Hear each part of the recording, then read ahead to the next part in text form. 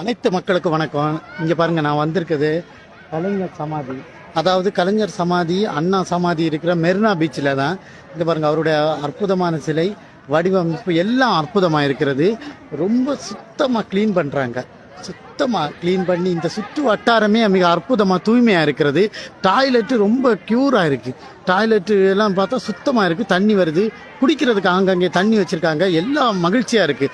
ஒரே ஒரு குறை தாங்க, இதே தான் உங்கள்கிட்ட நான் எதிர்பார்க்கேன். இந்த கலைஞர் சமாதியும் இந்த நினைவிடவும், அண்ணா நினைவிடவும் மிக தூய்மையாக வச்சுருக்க மாதிரி அரசாங்க அலுவலகங்கள், அரசாங்க பள்ளிகள், மருத்துவமனைகள் இவற்றை நீங்கள் தூய்மையாக வச்சுருந்தீங்கன்னா ரொம்ப மகிழ்ச்சிங்க. இதில் 50% போதும். அப்போ நம்ம அரசாங்கத்தால் பண்ண முடியும் அப்படின்னு சொல்லிட்டு நாம எல்லாம் வெளிநாட்டை எடுத்துக்காட்டு காட்டுவோம். வெளிநாட்டில் தூய்மையாக வச்சுருக்காங்க, அப்படி வச்சுருக்காங்கன்னு. அப்படியெல்லாம் கிடையாது, நம்மளாலே முடியுது. அதற்கான பணியாளர்களை போட்டு அதற்கான நிதியை ஒதுக்கி நீங்கள் கரெக்டாக பண்ணுறீங்க.